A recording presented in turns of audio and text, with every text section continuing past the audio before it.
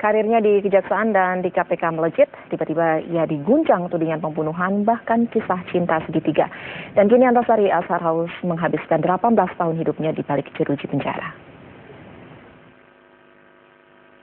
Sosok Antasari Azhar mulai akrab di benak publik ketika menjabat sebagai orang nomor 1 di Komisi Anti Rasuah KPK tahun 2007. Namun baru 2 tahun menjabat, karir mantan Kejari Jakarta Selatan ini terhenti. Antasari dikaitkan dengan rencana pembunuhan Direktur PT Raja Wali Putra Banjaran, Nasruddin Zulkarnaen. Tabir baru pun terungkap ketika Antasari dituding membunuh Nasruddin karena perhara cinta segitiga dengan Rani Juliani. Pengakuan wanita mantan K di lapangan golf turut mewarnai kisah sendu Antasari. Antasari pun diganjar 18 tahun penjara oleh Pengadilan Negeri Jakarta Selatan karena dianggap bertanggung jawab atas kematian Nasruddin Zulkarnaen. Meski telah mencoba mengajukan peninjauan kembali, namun PK tersebut ditolak karena bukti yang diajukan dianggap tidak tepat. Saat ini, Antasari masih menjalani masa tahanan di Lembaga Pemasyarakatan Tangerang. Tim Liputan, Metro TV. Ya, kita kembali bergabung dengan rekan Tasya Lutmila di Gedung DPR RI Senayan untuk jalannya pertemuan antara Timo Senturi dengan Antasari Azhar. Tetapi kemudian salah satu pertimbangan Pak dalam forum itu yang menyebabkan kami tidak memberikan persetujuan itu karena mempertimbangkan institusi KPK Pak. Saya ingat salah satu pimpinan itu mengatakan begini persisnya ya. Pak Budiono, Ibu Sri Mulyani, seluruh penjelasan Bapak, Ibu, kami pahami secara ekonomi. Tapi di antara kami ini tidak ada yang bertanggung jawab secara hukum kalau ada apa-apa nanti di masa mendatang. Karena kebetulan Pak kami, angkatan saya 2004-2009 itu Pak, 70% waktu itu sedang mengalami masalah dengan KPK juga gitu dalam kasus cek pelawat itu. Ya. Jadi ya pengalaman itu mengatakan bahwa kita tidak mau masuk ke dalam menjadi santri barunya Kuningan gara-gara perkara yang kita putuskan ini. Karena itu kita buat keputusan seperti itu. Itu kalimatnya Pak, kita buatlah begitu. Sehingga kita menyerahkan kepada pemerintah kalau memang dianggap ini kebijakan sistemik, berdampak, silahkan Anda pergunakan kekuasaannya. Mohon maaf saja, kami tidak bisa ikut tanggung jawab buntut hukumnya, kan kira-kira begitu Pak. Nah, jadi itu Indover. Nah, lalu yang kedua Pak, yang menarik buat saya bahwa sebetulnya ini kan, ya Indover gak ada apa-apa Pak.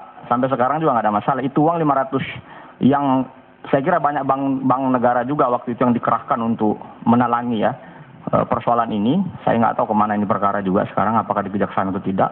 Menalangi persoalan ini banyak bank-bank negara kita juga yang tenggelam uangnya di sana karena mencoba untuk menalangi subordinate bond yang ada di Indover itu yang sampai sekarang ini nggak kemana-mana juga. Padahal sebenarnya ini menurut saya proses kasusnya mirip-mirip lah sama Senturi ini Pak. Ini uang yang hilang di sana juga banyak juga itu, tapi uang swasta Pak, bukan uang negara. Saya nggak tahu itu.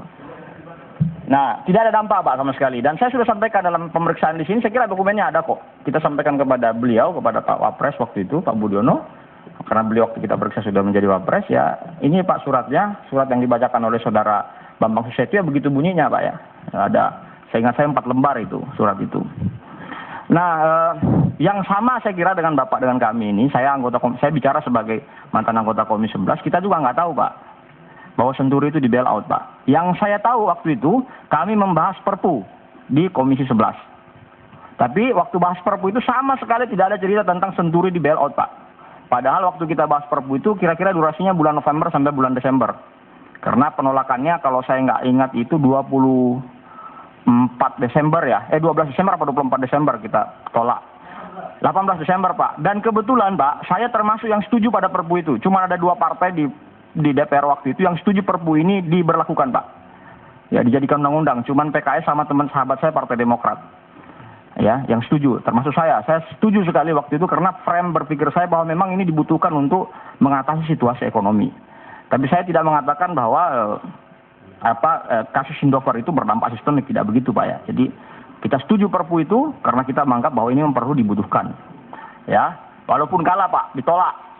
Karena 8 fraksi atau 9 fraksi menolak ini dan ya kalahlah di dalam paripurna sehingga Perpu itu batal. Nah, kami sendiri baru tahu perkara ini itu justru pada waktu membahas Undang-Undang JPSK, Pak.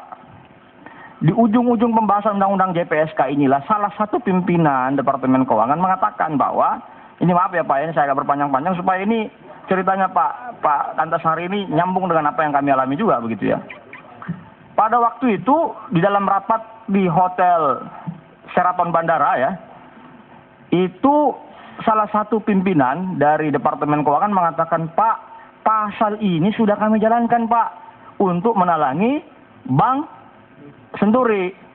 Bertanyalah teman-teman itu, berapa banyak uang yang keluar? Wah, itu udah triliunan Pak yang keluar. Semenjak ini kasus menjadi perhatian serius oleh Komisi 11. Cuman karena waktu itu suasana pemilu jadi nggak terlalu ramai Pak. Nanti bulan Agustus kami baru menggelar rapat secara terus-menerus di komisi waktu itu. Dan hasilnya adalah tanggal 29 September itu kita kemudian paripurna, melalui paripurna waktu itu dipilih. Tetaplah bersama kami, Metro Siang akan kembali usai headline news pukul 12 siang waktu Indonesia Barat.